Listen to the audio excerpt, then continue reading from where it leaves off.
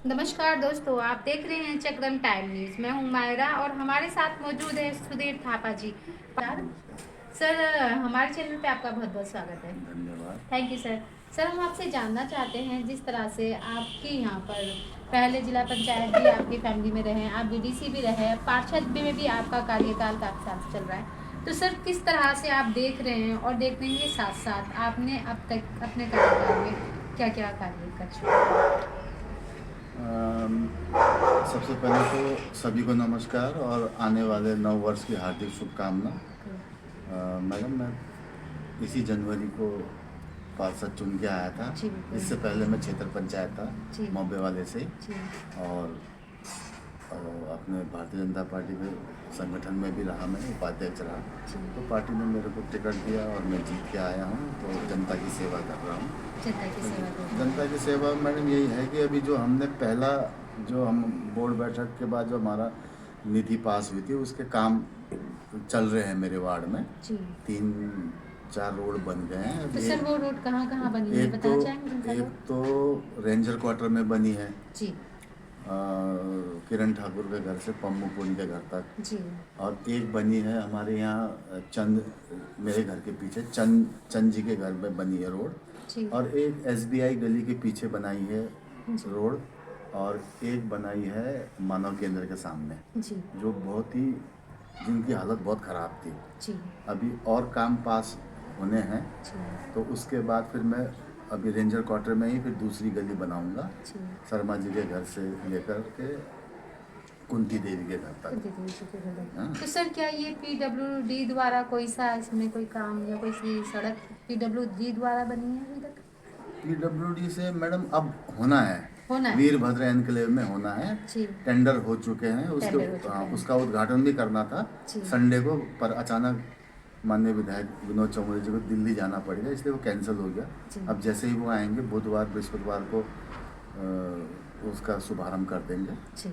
माननीय विधायक जी द्वारा। बिल्कुल बिल्कुल। सर, जिस तरह से देखा जा रहा है, रजत जयंती मनाई गई, 25 वर्ष पूरे हो गए। अंदर जिस तरह से आपने देखा ही होगा, पहले तो सड़कें थी, गड्ढे थे, बहुत ज़्यादा परेशानियाँ थी। अब आप काम कर रहे हैं, लगातार सड़कें भी बन रही हैं, तो सर क्या लगता है, अब जिस तरह से 26 शुरुआत है, न्यू ईयर की शुरुआत है, तो किस तरह से आप देख रहे हैं इस क्षेत्र को? मैडम, जैसे आपने पूछा ना गड्ढे, जी इस बार बरसात मार्च से लग गई थी जी और अगस्त तक बरसात रही। बरसात जी ज़्यादा होने की वजह से रोड टूट फूट गए, गड्ढे हो गए। जी तो उसके लिए हमारे निगम ने प्रत्येक वार्ड को 5-5 लाख रुपए पैच वर्क जिसे बोलते हैं हम जी। लोग, गड्ढा भरने के लिए दिया गया घट्टे था। पड़ने और के वो लिए मैंने गए हैं। 4-5 जगह किया भी है। जी मैंने टाइल, अभी जैसे बाहर निकलेंगे अभी यहीं पे देखना, जी ये लंबा सा पैच मैंने बिल्कुल। उसी निधि से कराई है। जी टाइटन रोड में कराई है, जी चंद्रमणि खालसा में कराई है, जो किनारे टूट गए थे। जी और जो हमारा उत्तराखंड को बने हुए 25 साल हो गए, जी धीरे धीरे तरक्की कर रहा है। जी। अब और स्पीड से करेगा, जी। क्योंकि यहाँ पे ट्रिपल इंजन की सरकार है। बिल्कुल बिल्कुल। सर, जिस तरह से नशा बहुत तेज़ी से बढ़ रहा है, युवा पीढ़ी इसमें कहीं ना कहीं ग्रस्त हो रही है। आपने देखा ही होगा, छोटे छोटे बच्चे स्मैक बेच रहे हैं। आप शासन प्रशासन को या यहाँ के अधिकारी को या विधायक जी को क्या कहना चाहेंगे, किस तरह से अपील करना चाहेंगे, जिस तरह से यहाँ पर नशा जैसे नशे का तो देखो यहाँ पे बड़ा वो दिक्कत आ रही है। जी हमने समय समय पर पुलिस प्रशासन से भी बात करी है, जी तो टाइम टाइम पे हम गश्त भी लगवाते हैं। जी लेकिन फिर भी पता नहीं वो इतने साथी रहे, पता नहीं कहाँ से आ जाते हैं, कहाँ से चले जाते हैं। जी तो धीरे धीरे इसमें भी लगेगा लगाम, जी क्योंकि हमारे यहाँ एक बहुत बड़ा इंस्टीट्यूट है। जी अब यहाँ पे कम से कम 20-25 हज़ार बच्चे हैं। जी अब कौन बाहर का है, कौन अंदर का है, कौन स्टूडेंट है, ये चिन्हित ही नहीं कर पाते हम। जी तो चिन्हित करने का काम तो प्रशासन का है, और हम प्रशासन को हमेशा सहयोग देते हैं। ये इस विषय में एक हमारी कल मेलटाउन थाने में बैठक भी हुई थी, हम गए थे, हमने अपने सुझाव रखे हैं, उसमें वो काम भी कर रहे हैं। उनको सफलता भी मिली एक दो, जी लेकिन क्या है कि पहली बार पकड़ते हैं तो उनको जेल भी जाना होता है। जो छोटे मोटे होते हैं उनको वार्निंग दे के छोड़ा जाता है। जी। लेकिन प्रशासन के साथ हमारा तालमेल लगातार है और कर रहे हैं वो लोग। जैसे आपने देखा होगा, पहाड़ों को लेकर अगर बात करें तो पलायन जिस तरह से हो रहा है, और साथ ही साथ आजकल एक बहुत बड़ी घटना सामने आ रही है कि वहाँ पर एक तो शिक्षा का और स्वास्थ्य का बहुत ज़्यादा वो चल रहा है। साथ ही साथ जिस तरह से वहाँ पर स्कूलों में खाली स्कूल दिखाई दे रहे हैं, भालू बहुत ज़्यादा नज़र आ रहा है, जैसे ऐसा लगता है जैसे किसी ने जानवर वहाँ पर छोड़ दिए हैं। लोगों को बहुत ज़्यादा आपत्ति आ रही है पहाड़ों पर, तो आप क्या अपील करना चाहेंगे सरकार से? मैं मैडम, जैसे अभी मैं लगातार पेपर में पढ़ रहा था, जैसे जी। भालू नीच वगैरह। आ गए हैं। जी। तो मैडम, इतना मुझे पहाड़ों के बारे में जानकारी तो है नहीं। जी बहुत ज़्यादा।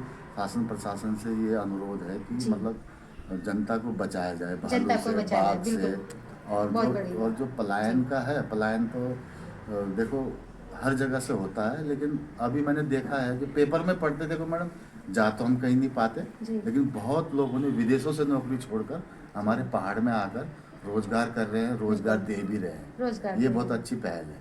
जी। अभी आपने देखा होगा हाल ही में यहाँ पर एक घटना हुई है।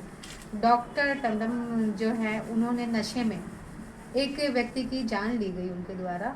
जिस तरह से वो ऑपरेशन सक्सेसफुल नहीं हो पाया है, लेकिन कुछ मुआवजा मिला है, कुछ नहीं बहुत ज़्यादा मुआवजा मिला है फैमिली को। लेकिन सर जिस तरह देखा जा रहा है, अगर इस तरह डॉक्टरों की लापरवाही रही तो किस तरह से घर में अगर कोई बीमार होगा, कोई पेशेंट होगा, तो उसे किस तरह से डॉक्टर को दिखाएंगे अगर यही हाल है। तो आप सरकार से क्या अपील करेंगे इसमें कि किस तरह से सावधानी रखें? मैडम देखो, ये मैंने पेपर में पढ़ा था, इतनी जानकारी तो मैंने डीपली जानकारी तो ली नहीं। जी। लेकिन ये है कि जिस हिसाब से हमने पढ़ा कि तीमारदार लोगों ने जिस प्रकार से हल्ला मचाया था, जी। तो डॉक्टर को अपनी जिम्मेदारी ढंग से निभानी चाहिए, ढंग से निभानी चाहिए। है ना, यही है। और प्रशासन इसको टाइट करे, जो उनका मैनेजमेंट होता है वो उनको टाइट करे। टाइट मैं यही कहेंगे हम प्रशासन। चलिए हमारा जिस तरह से स्कूलों में आपने देखा होगा, प्राइवेट स्कूल बहुत ज़्यादा फीसों की मांग कर रहे हैं, गरीब बच्चे घर में बैठ रहे हैं। आजकल कोई सरकारी स्कूल में पढ़ाने के लिए भी तैयार नहीं है। तो क्या वजह है जो कि ये सब चीज़ें सामने आ रही हैं? देखो मैडम, प्राइवेट स्कूल में हर माँ बाप ये चाहता है कि मेरा बच्चा अच्छा पढ़े लिखे। जी। लेकिन ये कि सरकारी स्कूल में ऐसा नहीं है कि सरकारी स्कूल में पढ़ाई नहीं होती। हम भी सरकारी स्कूल में पढ़े हैं। जी। हम आर कॉलेज में पढ़े हैं। बिल्कुल। और मेरे गांव में तो सरकारी स्कूल से, ये जो बाहर आप प्राइमरी स्कूल देखेंगे, इस स्कूल में पढ़ के, आर से पढ़ के कर्नल रिटायर हुए हैं। वो तो देखो, बच्चे के ऊपर लगन होना चाहिए। लगन होना चाहिए। इंग्लिश मीडियम में भी पढ़ने वाले बच्चे धक्के खा रहे हैं, जी बिल्कुल। है ना, और एक हिंदी मीडियम में पढ़ने वाला। और मेरे यहीं बगल में एक अभी मेजर रिटायर आया, जी। वो सिपाही में भर्ती हुआ था। जी। और उसने आर्मी के अंदर कमीशन लिया जी। और मेजर रैंक में रिटायर आया। जी। ऐसे भी बच्चे हैं। ऐसे तो ये सरकारी और प्राइवेट का वो कंपैरिजन मत करो। पढ़ने वाला बच्चा कहीं भी पढ़ लेगा, ना पढ़ने बच्चे वाला। सर मैंने आपको ये वाले क्वेश्चन पूछा था कि आपकी बात सही है, 100% श्योर है, लेकिन जिस तरह से फीस बहुत ज़्यादा है प्राइवेट स्कूलों में, तो उन फीसों की किस तरह से वो होनी चाहिए? क्योंकि एक अगर पढ़ाने का शौक तो सभी बच्चों को, वह आपकी बात भी सही है, क्योंकि सरकारी में पढ़ने वाले बच्चे आजकल ऑफिसर हैं, कोई जज है, कोई वकील है, कहीं ना कहीं किसी ना किसी उसमें छवि मिलती है। लेकिन देखने को मिलता है कि प्राइवेट स्कूलों की फीस बहुत ज़्यादा बढ़ गई है, जिसमें कि एक नॉर्मल फैमिली क्या, एक वैसी फैमिली भी जो रिच फैमिली से बिलोंग करते हैं, वो भी, उन्हें भी दिक्कत आ रही है। इसमें क्या विचार है आपके? फीस देखो, हम पेपर में पढ़ते रहते हैं जी। कि फीस ना बढ़ाया जाए। जी। शासन प्रशासन उनको मॉनिटरिंग करती है। बिल्कुल। लेकिन अब वो जो फीस बढ़ जाता है, तो जिनके बच्चे वहाँ पढ़ रहे हैं, जी। अभिभावकों को ये आवाज़ उठानी चाहिए। आवाज़ उठानी चाहिए। वेरी गुड, बहुत गुड। तो सर किस तरह से आप क्षेत्रवासियों को, प्रदेशवासियों को न्यू ईयर की बधाई देंगे, गणतंत्र दिवस की बधाई देंगे, मकर संक्रांति की बधाई देंगे, तो आप कुछ संदेश देना चाहेंगे? देखिए, नया साल हर साल आता है, जी। हम सभी को बधाई देते हैं। जी। मैं ये कहना चाहूँगा कि सबके जीवन में एक खुशहाली आए बिल्कुल। और देश तरक्की करे, मेरा क्षेत्र तरक्की करे और सभी तरक्की करे। Very good. धन्यवाद। तो दोस्तों, जिस तरह से आपने देखा, हमारे साथ पार्षद जी मौजूद थे, थापा जी, अभी आपने उनके विचार सुने। वो विचारों के साथ साथ एक्टिव है, काम करा रहे हैं और विकास के बहुत अच्छे कार्य लगातार उनके क्षेत्र में चल रहे हैं।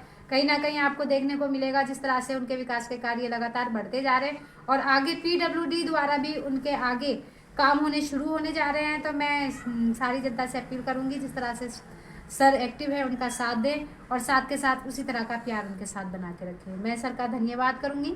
जिस तरह जनता में दिक्कत आ रही है CR को लेके, क्योंकि सन 2003 के जो वो बनाए जा रहे हैं और मांगे जा रहे हैं कि लड़कियां ये अपने डॉक्यूमेंट्स ला के दें, बाहर से जिस तरह से जो भी रहने वाले हैं कहीं ना कहीं किसी तरह से परेशानियां बढ़ती जा रही हैं, दिक्कतें बहुत ज़्यादा आ रही हैं। तो आप इस बारे में क्या कहना चाहेंगे?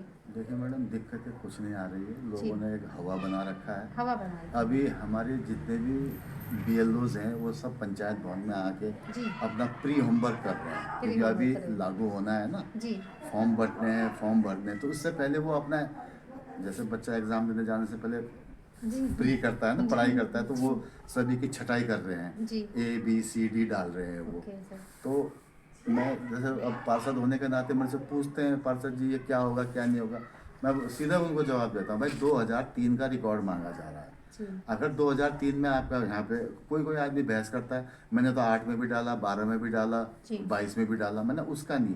2003 में आप कहाँ थे? मैं तो दिल्ली था, जी। मैं तो यूपी था, जी। मैं तो वहाँ बाहर था।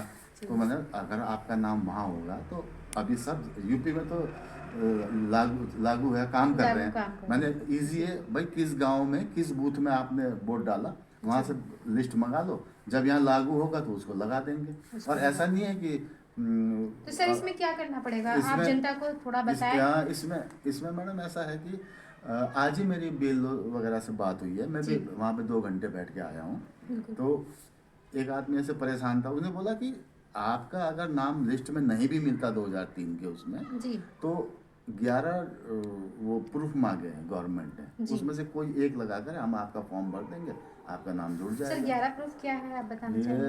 जैसे जैसे सपोज मान लो 2003 में आर्मी में था, जी आर्मी में था तो वोट नहीं डाल पाया, जी अब वो रिटायर आ गया है, उसका नाम चढ़ गया है, लेकिन 2003 का ढूंढ रहे हैं ना, जी। तो उसके न मिलने से फिर वो अपना वो आर्मी का जो सर्टिफिकेट होता है ना, जिसको उनके भाषा में क्या बोलते हैं, जो डिस्चार्ज बुक की फोटोकॉपी लगाएगा तो वो उसका नाम जुड़ जाएगा। आधार कार्ड है ही, पैन कार्ड है ही, जी। तो एक प्रूफ चाहिए कि मैं 2003 में कहाँ था। जी वो तो इजी सर जिस तरह से जैसे आपकी बात जैसे हमारे यहाँ उत्तराखंड के पुलिस के भी दोनों मियाँ बीवी बोल रहा, पार्षद जी हमने 2003 में पता नहीं कहाँ थे, हमने तो वोट डाला ही नहीं, नाम है नहीं। तो उनको भी फिर वो वहाँ बुलाया था, तो उन्होंने को भी आई कार्ड वगैरह, जो रिटायर्ड आई कार्ड होता है ना उनका, जी। वो लगाएंगे और वो अपना डिस्चार्ज बुक लगाएंगे, डिस्चार्ज पेपर लगाएंगे, तो नाम इजीली जुड़ जाएगा। किसी भी जुड़ जाएगा। और जिनके सर नहीं होंगे तो उनका क्या होगा? उनका जैसे 11 में से कोई भी एक प्रूफ देगा, जी। आधार कार्ड है, पैन कार्ड है, जी हो सकता है इसमें और ढील दी जाए, जी क्या पता, अब आने वाले टाइम में बता पाएंगे, अभी तो नहीं बता पाएंगे ना। जी। चलिए फिर